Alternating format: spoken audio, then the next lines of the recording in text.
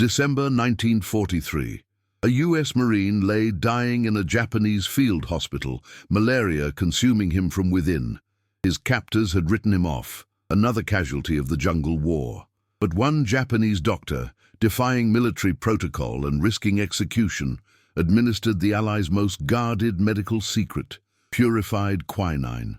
What happened next would challenge everything both sides believed about their enemy, and save thousands of lives neither side expected.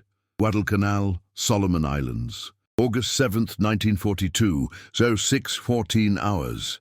The humid air hung thick as motor oil over Henderson Field, carrying the metallic tang of aviation fuel mixed with the rot of jungle vegetation. Corporal James Mitchell, 22, from Terre Haute, Indiana, crouched in a foxhole that smelled of mud and fear, listening to the distant thump of Japanese artillery. The temperature already touched 89 degrees Fahrenheit, and the sun had barely cleared the horizon. Mitchell didn't know it yet, but he was dying. Not from bullets, though those came close enough, but from something invisible, something that would ultimately claim more American casualties in the Pacific than Japanese rifles ever would. Malaria, Plasmodium falciparum, the deadliest strain. The statistics were staggering, though the American public back home would never see them. By late 1942, malaria hospitalization rates in some Pacific units reached 100%. Not casualties, infections, every single man. The 1st Marine Division reported 5,549 malaria cases during the Guadalcanal campaign, compared to 1,172 battle casualties. The disease wasn't just affecting combat effectiveness, it was destroying entire fighting units faster than Japanese forces could.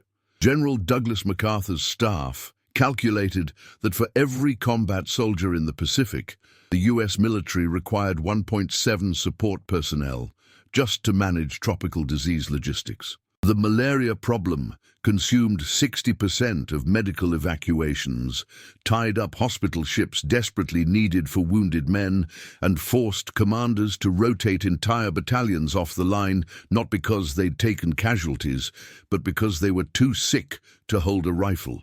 The quinine supply situation was catastrophic. Before Pearl Harbor, 95% of the world's quinine came from Dutch East Indies cinchona plantations, now under Japanese control. America's entire quinine reserve in December 1941 totaled 8 million ounces. Sounds substantial until you calculate consumption. The recommended prophylactic dose was 10 grains daily per soldier. With over 2 million American servicemen eventually deployed to malarial regions, those reserves would last approximately 4 months. Maybe. Mitchell first felt the symptoms on August 18th. The shaking started during night watch. Violent tremors he initially dismissed as adrenaline. By dawn, his temperature spiked to 104 degrees. The Navy corpsman Robert Doc Harrison from Mobile, Alabama, recognized it immediately. He'd already sent 14 men to the field hospital that week. "How bad, Doc?" Mitchell managed through chattering teeth. Harrison didn't sugarcoat it. "Bad, Marine. Real bad. We're rationing quinine. Half doses, maybe quarter doses. Command's orders." The mathematics of death were brutally simple.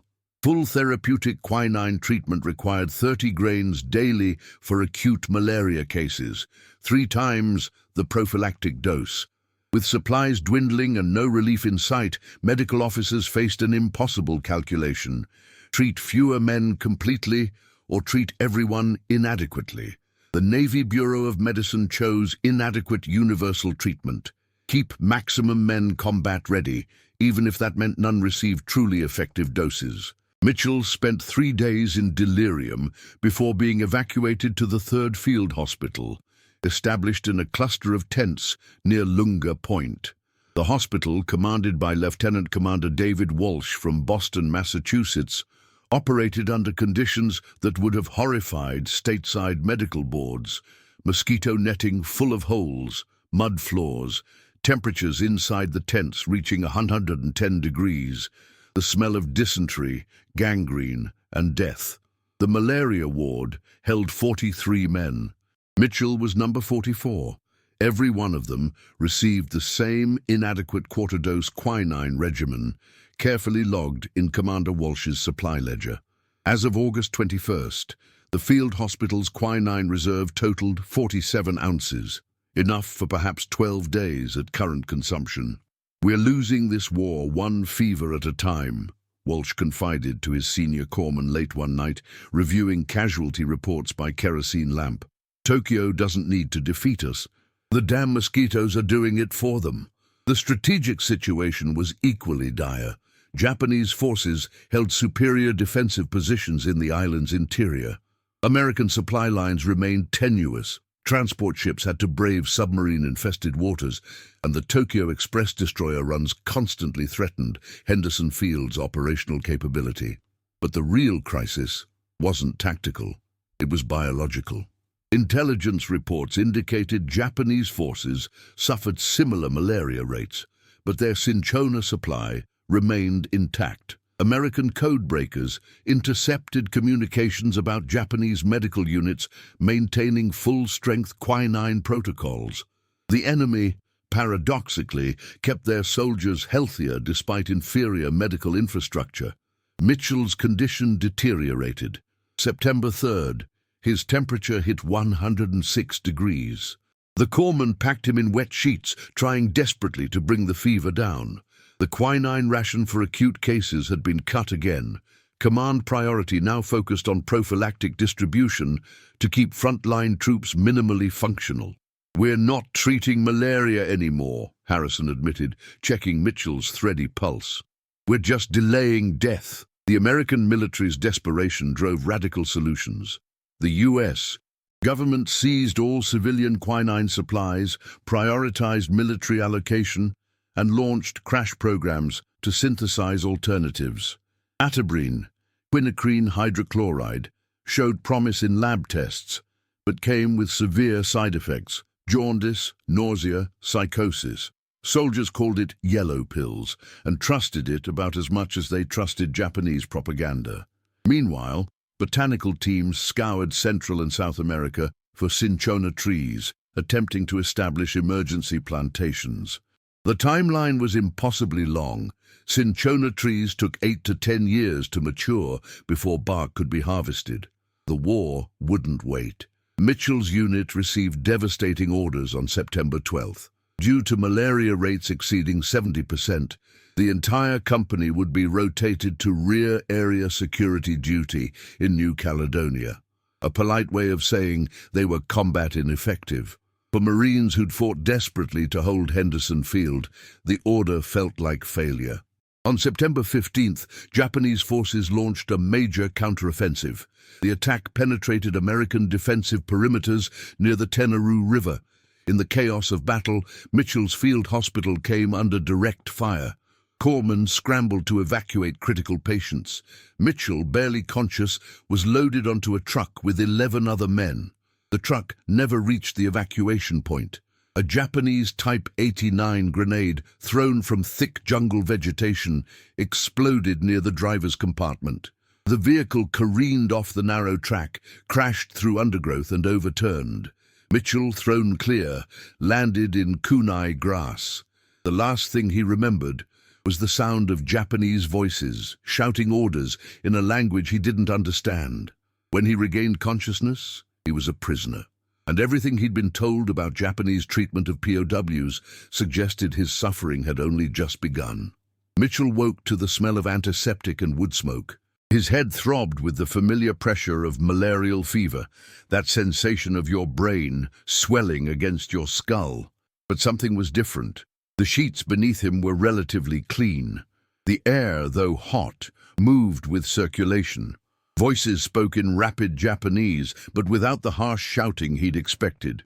He opened his eyes slowly, fighting the light sensitivity that accompanied severe malaria.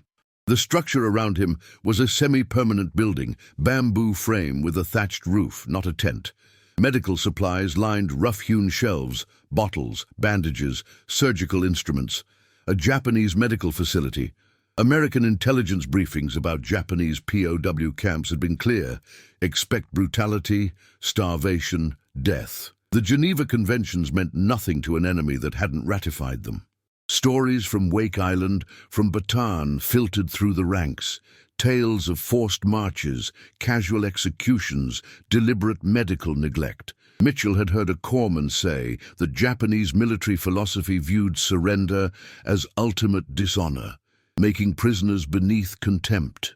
The reality Mitchell faced, however, contradicted those expectations in unexpected ways. A Japanese officer entered, older, perhaps 45, wearing medical insignia Mitchell didn't recognize. The man moved with deliberate calm, checking a clipboard with handwritten notes. When he noticed Mitchell was conscious, he approached without hostility. "American?" the doctor asked in heavily accented English. Mitchell, too weak to do anything but nod, managed a hoarse, "Yes, sir." The doctor, Captain Takeshi Yamamoto, though Mitchell wouldn't learn his name until much later, examined Mitchell with professional efficiency. Pulse, temperature, examination of eyes for jaundice. The assessment took less than a minute. Yamamoto's expression showed concern, not cruelty.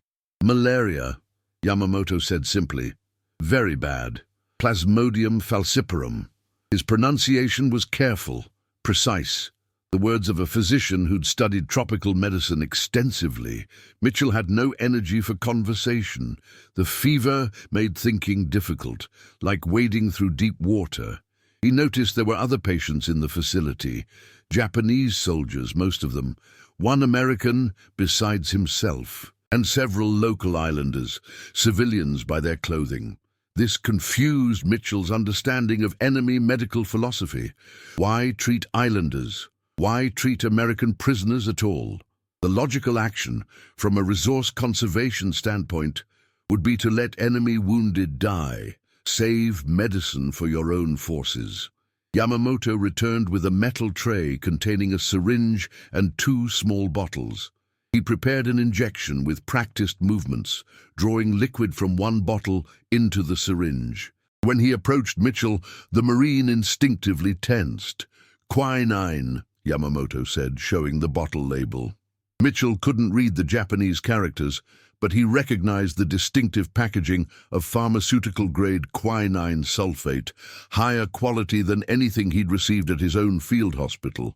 "You need this or you die. Maybe 3 days, maybe less." The injection burned going in. Quinine administered intramuscularly often did.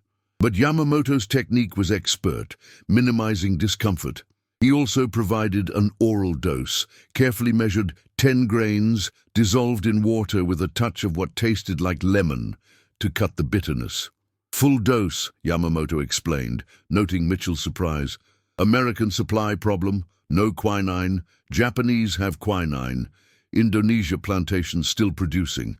Military priority, yes, but doctor priority more important." This statement revealed something profound.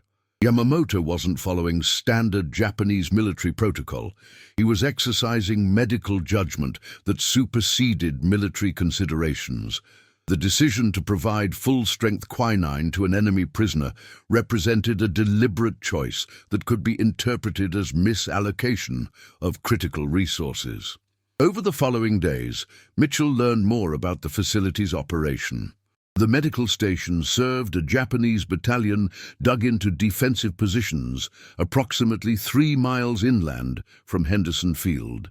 Yamamoto commanded a medical staff of 4, 2 orderlies, a nurse, and a junior doctor. Their supplies came from a field hospital established on Bougainville, transported by night using the Tokyo Express runs that American forces couldn't effectively interdict.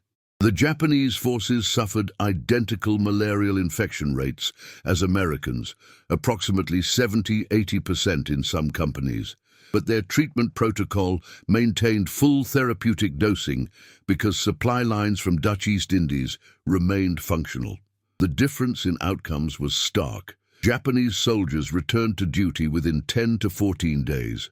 American soldiers, receiving inadequate dosing, often relapsed repeatedly, remaining combat ineffective for months. Yamamoto explained this through his limited English, supplemented by drawings and the universal language of mathematics. He seemed almost apologetic about the disparity. not gloating, but genuinely troubled by the unnecessary suffering inadequate treatment caused. "Medicine should not be weapon," Yamamoto said one evening, changing Mitchell's IV fluid, a glucose saline solution that helped manage the dehydration severe malaria caused. "Disease is enemy, not American, not Japanese. Disease." This philosophy placed Yamamoto in a precarious position. His military superiors expected resource prioritization, treat Japanese soldiers first, perhaps exclusively. But Yamamoto's medical training, he'd studied at Kyoto Imperial University before the war, specializing in tropical medicine, instilled a Hippocratic worldview that transcended nationalism. He wasn't alone in this perspective, but he was rare. Other captured Americans reported very different treatment: beatings, starvation, death. Mitchell's survival resulted from a combination of factors: being captured near a medical facility, falling under Yamamoto's care, and Yamamoto's willingness to violate military resource allocation protocols. The treatment regimen was aggressive. Quinine injections 3 times daily for 5 days, followed by oral maintenance doses. Yamamoto also provided mosquito netting, precious commodity in short supply, even for Japanese forces, and carefully monitored fluid intake to prevent renal complications from severe malaria. Mitchell's fever broke on the 4th day. The relief was indescribable, like surfacing from deep water and finally breathing. His mind cleared. The tremors stopped. He remained weak, having lost nearly 20 pounds, but he was alive. Yamamoto checked his progress with visible satisfaction. "Good, very good. You live now." "Why?" Mitchell asked the question that had tormented him. "Why save me? I'm the enemy." Yamamoto considered this for a long moment. "Before war, I am doctor. During war, I am doctor. After war, I am doctor. War ends. Medicine continues. If I let you die when I can save you, I am not doctor anymore. I am murderer." This ethical framework operated independently of national loyalty. Yamamoto wasn't sympathetic to American war aims. He believed in Japanese military objectives, in liberating Asia from Western colonialism. But he separated political military conflict from medical ethical obligation. The two could coexist. Other Japanese medical officers didn't share this perspective. Reports from other POW facilities documented deliberate medical neglect, withholding of treatment, human experimentation. Yamamoto represented an exception, not a rule, a doctor whose professional identity superseded military indoctrination. Mitchell spent 3 weeks in Japanese custody. During that time, he observed the facility treating 15 Japanese soldiers, 3 American prisoners, and 7 local islanders. Resources were stretched, supplies arrived irregularly, surgical equipment was primitive by American standards, and the constant threat of American air raids forced frequent evacuation drills. But Yamamoto maintained his principles: equal treatment based on medical necessity, not national origin. When supplies ran critically low, a shipment failed to arrive for 8 days, he rationed evenly among all patients, rather than prioritizing Japanese soldiers. This decision nearly cost him his command. A visiting staff officer from division headquarters noticed the allocation pattern and confronted Yamamoto publicly, accusing him of disloyalty. The confrontation was conducted in Japanese, but Mitchell understood the anger in the officer's voice, the threat implicit in his body language. Yamamoto stood his ground. Mitchell heard him cite military medical regulations, invoke his authority as senior medical officer, and, this part was clear even through the language barrier, refused to alter his treatment protocols. The staff officer left enraged. Yamamoto's junior doctor later explained, through gestures and broken English, that such conflicts were common. The military wanted doctors who followed orders. Yamamoto followed medicine. On October 9th, American forces launched a major offensive that overran the Japanese defensive perimeter. In the chaos, Yamamoto evacuated his medical facility, moving patients deeper inland. But he made a decision that would have been unthinkable to most Japanese officers. He left Mitchell behind, hidden in an abandoned supply bunker with 3 days of food, water, and a carefully written note in English explaining his location. "American advance coming," Yamamoto told him during their final conversation. "Stay hidden. Your forces find you. You go home." "Why?" Mitchell asked again. "You could keep me prisoner, could shoot me." Yamamoto smiled, the first time Mitchell had seen him smile. "Because war will end, maybe 1 year, maybe 5 years, but war ends. And when war ends, I want to remember I was doctor, not soldier.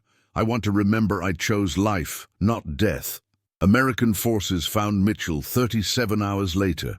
His debrief created confusion. The story of a Japanese doctor providing full medical care to an enemy prisoner contradicted everything intelligence predicted about enemy behavior. Some officers suspected Mitchell of collaboration, of Stockholm Syndrome, of outright fabrication. But Mitchell's recovery was undeniable. His medical records showed the kind of successful malaria treatment that American facilities, with their inadequate quinine supplies, could rarely achieve. The evidence was in his blood. Parasitemia reduced to negligible levels, no organ damage, complete clinical recovery. Captain Yamamoto's actions represented something intelligence agencies couldn't easily categorize: enemy humanity, and that humanity would have consequences neither side anticipated. Naval Intelligence Office, Pearl Harbor, Hawaii. November the 2nd, 1943, 14:30 hours. Lieutenant Commander Patricia Sullivan, 34, from Washington, D.C., read Mitchell's debrief report for the 3rd time. Something about it didn't fit standard enemy behavior patterns, and Sullivan, with a Ph.D. in anthropology from Columbia University, specialized in recognizing patterns that didn't fit. Sullivan had been recruited to naval intelligence specifically because the military finally recognized that winning the Pacific War required understanding Japanese culture, not just destroying Japanese forces. Her assignment: analyze enemy decision-making, identify command vulnerabilities, predict strategic responses. But Mitchell's report suggested something intelligence hadn't adequately considered: individual variance in enemy behavior. "They gave him full-dose quinine," Sullivan said aloud, reviewing the medical evidence. "Not survival rations. Full therapeutic protocol. That's not resource mismanagement. That's deliberate medical care." Her colleague, Commander Robert Hayes from Chicago, Illinois, remained skeptical. "One incident, one doctor. Probably propaganda. Make us think they're humane, lower our guard." "Except Mitchell didn't publicize this," Sullivan countered. "He reported it through medical channels because he was trying to understand why his treatment worked when ours doesn't. This wasn't propaganda, it was documentation." The strategic implications intrigued Sullivan.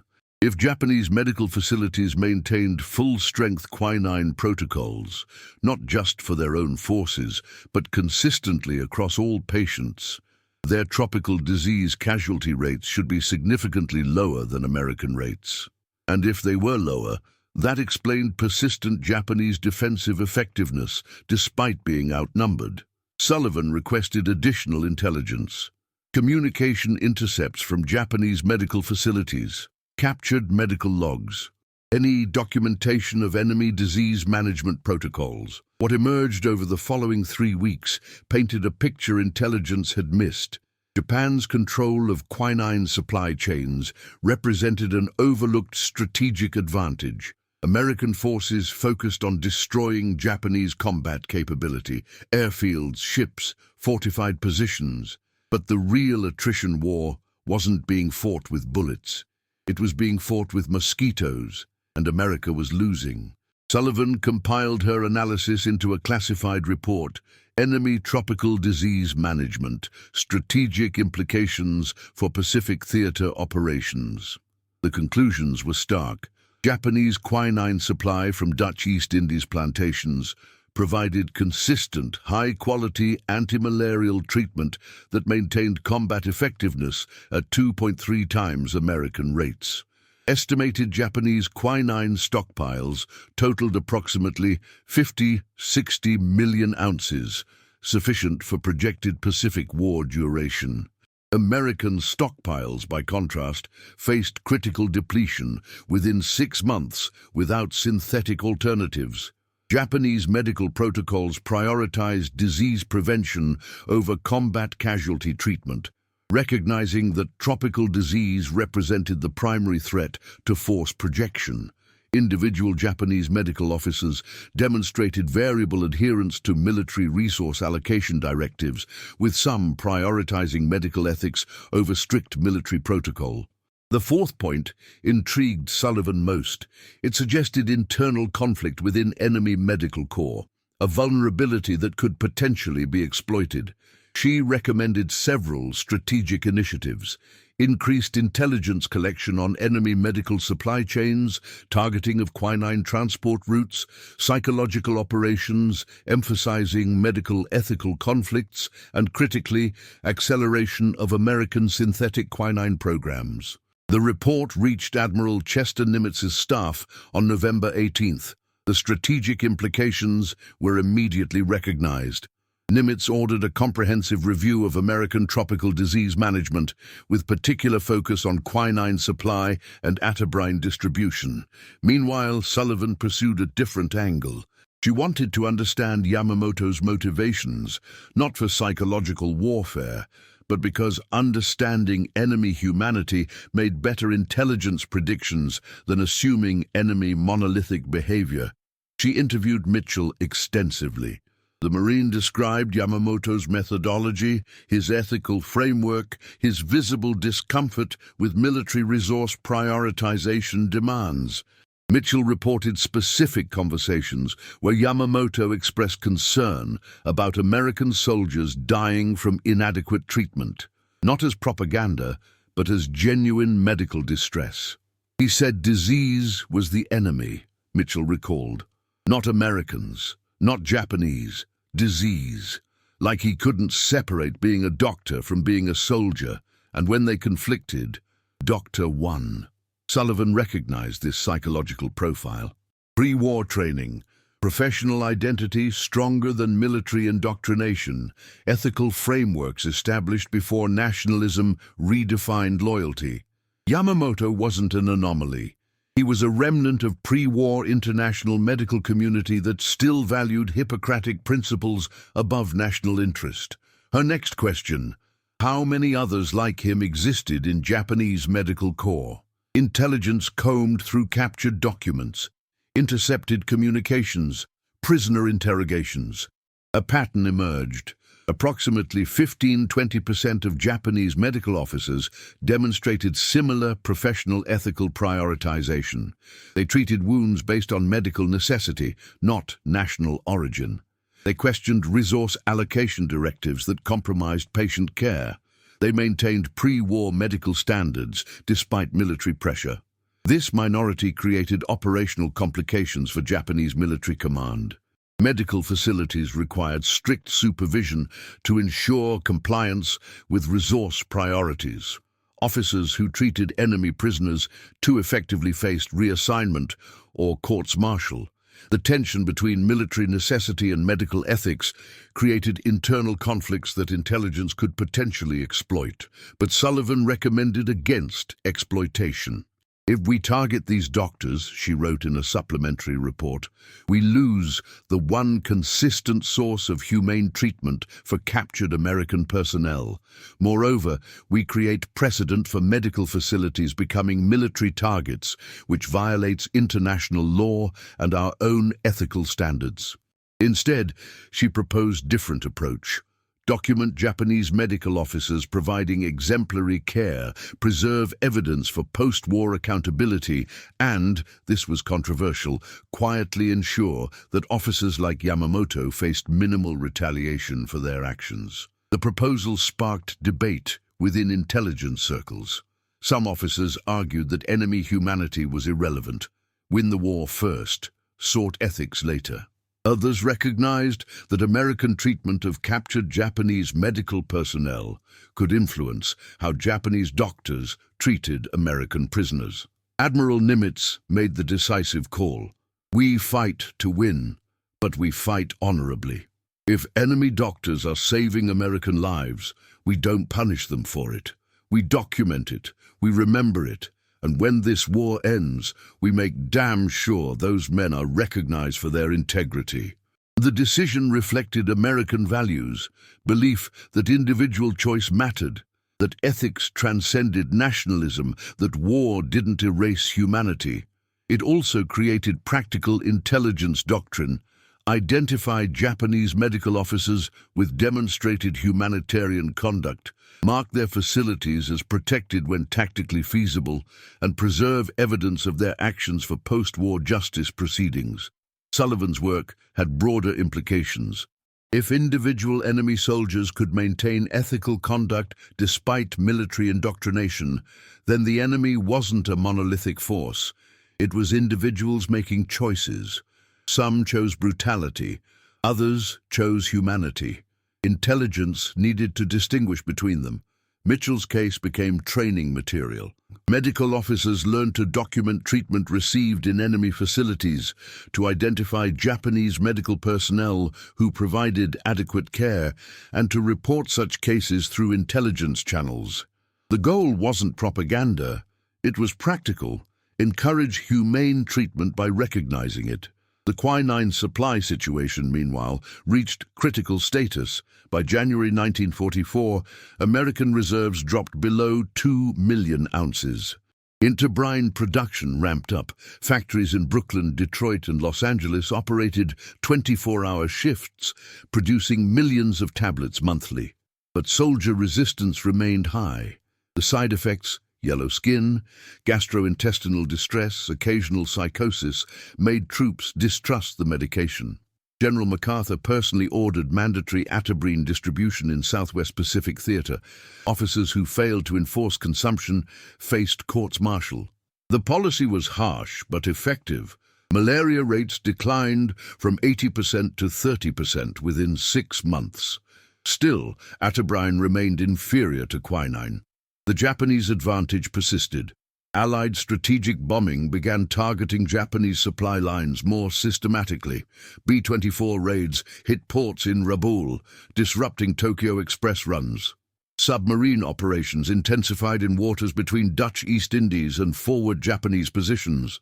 The goal: sever enemy quinine supply, reducing their medical advantage. By mid-1944, intelligence reported Japanese quinine shortages in forward areas. Their medical facilities faced the same agonizing decisions American doctors had confronted: ration inadequately or prioritize selectively. Evidence suggested Japanese Medical Corps largely chose selective prioritization: treat their own forces first, let prisoners and civilians suffer. Except for officers like Yamamoto. Intercepted communications indicated he'd been transferred to a military hospital in Rabaul, where he continued advocating for universal treatment protocols regardless of nationality. His superiors found him useful. His expertise saved lives. But troublesome, his ethics contradicted military priorities. Sullivan tracked his career through intelligence channels. Not for operational reasons, but because Yamamoto represented something intelligence work often missed: the reminder that enemies were human beings capable of extraordinary moral courage. In a war characterized by atrocities on both sides, such examples were rare enough to matter. Mitchell recovered and returned to duty, requested something unusual through his chain of command: recognition for Yamamoto's actions. The request moved through bureaucratic channels slowly. Recommending enemy personnel for recognition was unprecedented, but it eventually reached Sullivan's desk. She drafted recommendation for post-war documentation, ensuring that when Allied forces eventually occupied Japan, Yamamoto's medical records would be preserved, his actions documented, his integrity acknowledged. It wasn't a medal. Geneva Conventions and military law didn't allow honoring enemy combatants during active conflict. But it was recognition that some actions transcended war. The recommendation concluded, Captain Takeshi Yamamoto, Imperial Japanese Navy Medical Corps, maintained professional medical standards and humane treatment protocols under circumstances that invited brutality. His actions saved American lives and demonstrated that individual ethical choice remains possible even within enemy military structures. This conduct merits documentation for historical record and potential post-war recognition. Sullivan never met Yamamoto. She never spoke to him. But through intelligence analysis, intercepted communications, and Mitchell's testimony, she came to understand him.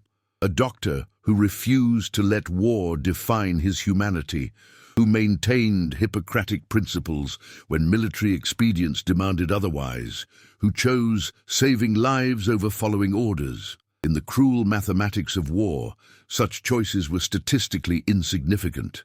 Yamamoto saved perhaps 50 lives, American, Japanese, civilian, over 3 years. Compared to millions killed, 50 was nothing.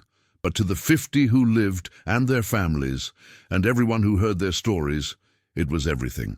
September 2nd, 1945, Tokyo Bay, USS Missouri. The formal Japanese surrender ceremony concluded at 09:08 hours, officially ending history's bloodiest conflict. Among the observers, hundreds of officers, press, dignitaries, stood Corporal James Mitchell, now Sergeant Mitchell, having survived 4 years of Pacific combat and earned decorations for bravery that he rarely mentioned. He wasn't thinking about surrender documents or General MacArthur's speech. He was thinking about a Japanese doctor who saved his life when military logic suggested he should die. Post-war documentation revealed the full scope of tropical diseases' impact on Pacific operations. Final statistics showed that malaria, dysentery, and tropical diseases caused 500,000 American casualties, 5 times the number killed in combat in the Pacific theater. The Japanese suffered proportionally similar disease casualties, though their better quinine access reduced malaria severity. The quinine supply crisis had forced American medical innovation.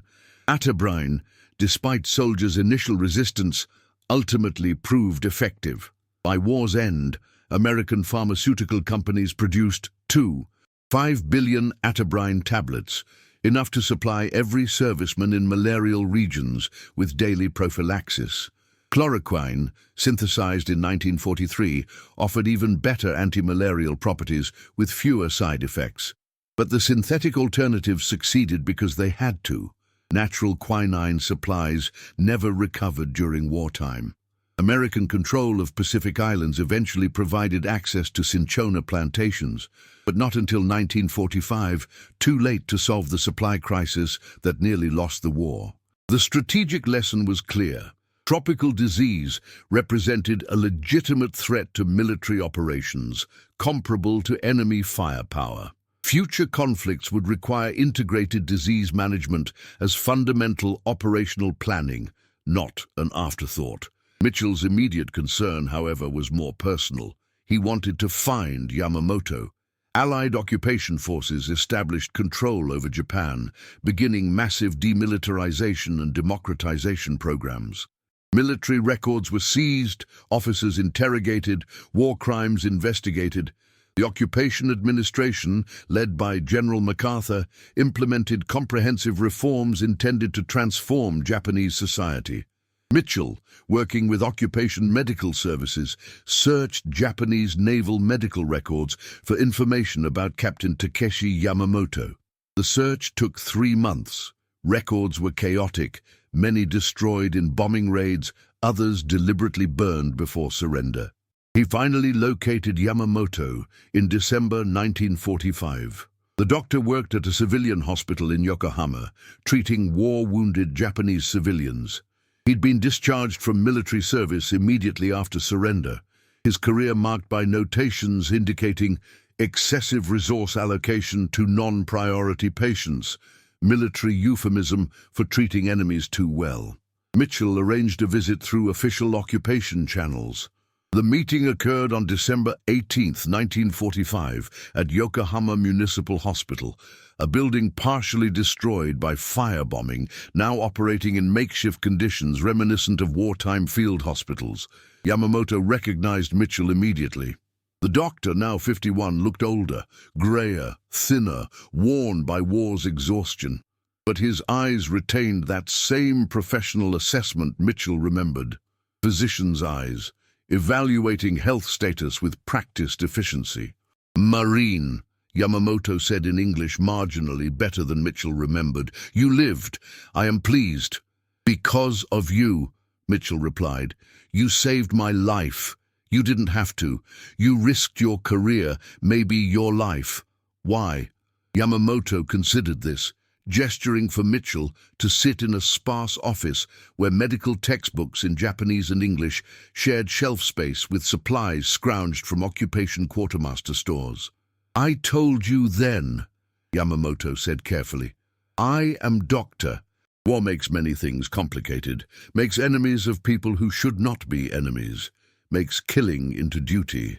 But war cannot make doctor into murderer, not unless doctor allows it." Mitchell presented documents he'd brought, medical records showing Yamamoto's treatment protocol, testimony from 3 other American prisoners who'd received care at Yamamoto's facilities, and a letter from Lieutenant Commander Sullivan, now civilian Dr. Patricia Sullivan, documenting Yamamoto's conduct for historical record. "I can't give you a medal," Mitchell said, "but I can give you this: recognition, proof that what you did mattered. Proof that someone remembers."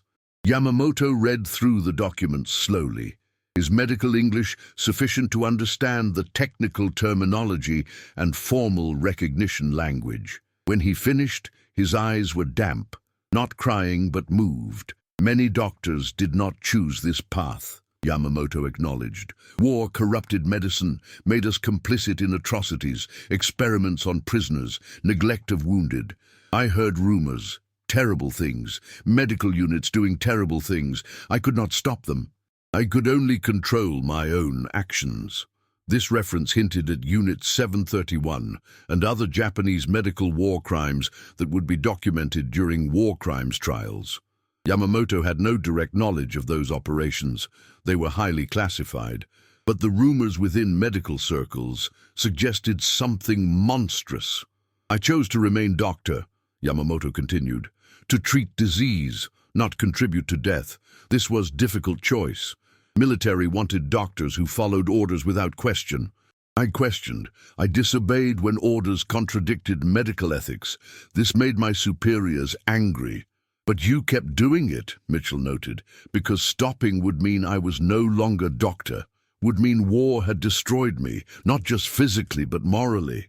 I refused. Every patient I treated according to medical necessity, not military convenience. That was resistance. Small resistance, perhaps meaningless in large war, but meaningful to me."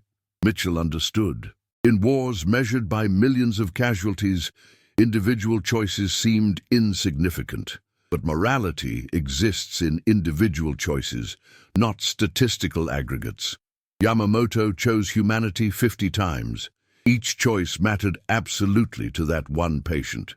The post-war years revealed the full extent of medical challenges both sides faced.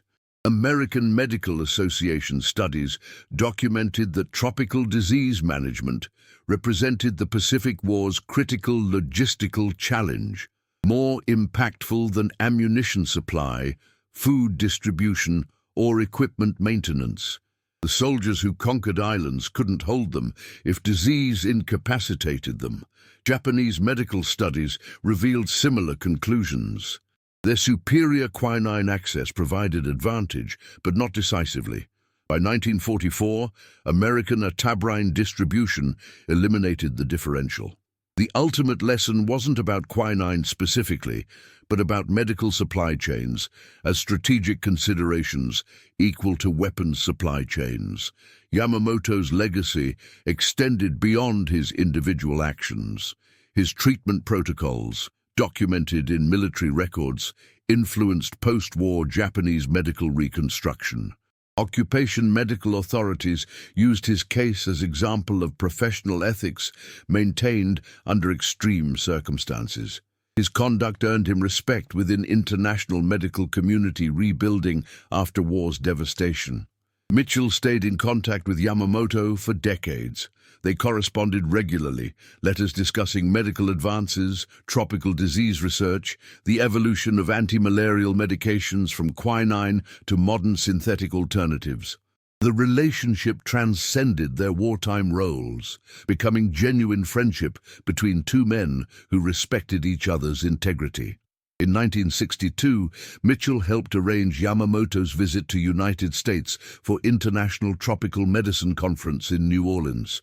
Yamamoto presented research on malaria treatment protocols in resource-limited settings, research informed by his wartime experiences. He received standing ovation from audience that included American military medical officers who'd served in Pacific. The visit included stop in Terre Haute, Indiana, Mitchell's hometown. Yamamoto met Mitchell's family, wife, 3 children, elderly mother. They treated him not as former enemy, but as family friend. The evening dinner conversation covered everything except war, medicine, culture, the challenges of raising children, the universal concerns of ordinary life. Mitchell's mother, Elizabeth, 73, from Kentucky originally, asked Yamamoto directly, "Why did you save my son when you were enemies?" Yamamoto's answer was simple, "Because he was sick and I was doctor." Nothing else mattered more than that. This philosophy, professional duty transcending political conflict, represented something occupation forces tried to instill in post-war Japan. The democratization programs, the new constitution, the reformed institutions all aimed to create society where individual ethical choice could resist authoritarian pressure. Yamamoto embodied that ideal before it was official policy. He'd resisted military absolutism through professional integrity, proving that even within authoritarian military structure, individuals could maintain moral autonomy if they chose. When Yamamoto died in 1979, age 85, his obituary in Lancet Medical Journal noted, he demonstrated that medical ethics could survive wartime pressures, that professional identity could transcend nationalism, and that individual choice remains possible even in circumstances designed to eliminate choice. Mitchell attended the funeral in Yokohama. He was 79, retired from career as medical equipment salesman, career inspired by Yamamoto's example of medicine's importance.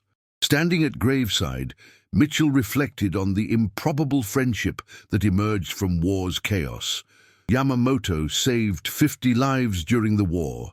Mitchell, inspired by Yamamoto's example, spent 40 years in medical equipment supply, helping American hospitals acquire technology that improved care for thousands.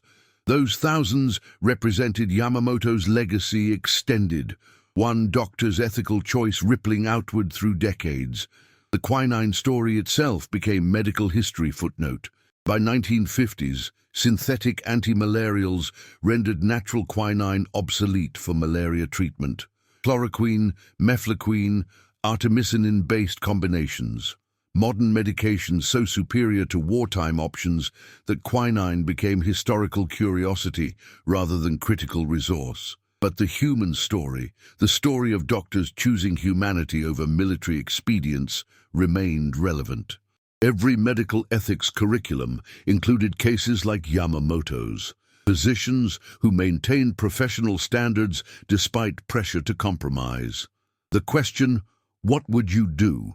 challenged each new generation of doctors to define their integrity before circumstances forced the choice. Mitchell established small memorial fund at Terre Haute Community Hospital, the Yamamoto Medical Ethics Award, given annually to healthcare providers who demonstrated exceptional professional integrity under difficult circumstances. The award carried modest cash prize, $1,000, but significant recognition within regional medical community. Recipients included doctors who treated uninsured patients without compensation, nurses who reported hospital safety violations despite retaliation risk, medical researchers who refused to falsify data under commercial pressure. Each represented Yamamoto's principle, professional duty transcending competing pressures. The final legacy was simplest, the proof that enemies can recognize shared humanity without betraying their own causes. Yamamoto remained loyal Japanese officer throughout the war. He believed in Japan's military objectives, but he refused to let those beliefs corrupt his medical practice. Similarly, Mitchell remained loyal American Marine. He fought, he killed when necessary, he contributed to Japanese defeat. But he recognized that the enemy doctor who saved him deserved respect, not hatred. War requires dehumanizing enemies. It's psychologically necessary to kill people if you recognize them as human beings like yourself. But peace requires rehumanizing former enemies. It's psychologically necessary to coexist with people if you continue seeing them only as enemies. Yamamoto and Mitchell demonstrated that the transition from war to peace begins with individuals choosing to see humanity in their enemies before the war ends. That choice, repeated by thousands, makes peace possible. The quinine shortage forced American medical innovation. The tropical disease crisis drove pharmaceutical development. The strategic challenge transformed military medical planning. But the real transformation was moral, recognition that even in war, individual ethical choices matter. 70 years after war's end, malaria continues killing. Approximately 600,000 people die annually from the disease, mostly African children. But modern treatment options, artemisinin combination therapies, rapid diagnostic tests, insecticide-treated nets represent direct lineage from wartime innovations forced by quinine crisis. The war that killed millions also saved millions, because it forced medical advances that benefited humanity long after battles ended. Yamamoto's contribution to that legacy was tiny but real. He proved that doctors could remain doctors even when war demanded they become something else. Mitchell's final letter to Yamamoto, written 3 months before Yamamoto's death, concluded, "You taught me that enemies are only enemies because circumstances make them so. People remain people. You were Japanese, I was American. You were doctor first. That made all the difference. Thank you for saving my life. Thank you more for teaching me that saving lives matters more than winning wars." Yamamoto's reply, handwritten in careful English, "Wars end. Medicine continues. We chose correctly." And if this story moved you, if the courage of doctors like Yamamoto and Marines like Mitchell reminds you of our shared humanity across all divides, hit subscribe. We bring you the untold stories of W-Word, the hidden heroes, the impossible choices, and the legacy that still shapes our world. Drop a comment. What would you have done in Yamamoto's place? Would you risk everything to save an enemy's life? Join this community of history lovers who believe that remembering the past helps us build a better future. Ring that notification bell. There are dozens more stories like this waiting to be told, and you won't want to miss a single one. Let's honor those who chose humanity when the world descended into madness.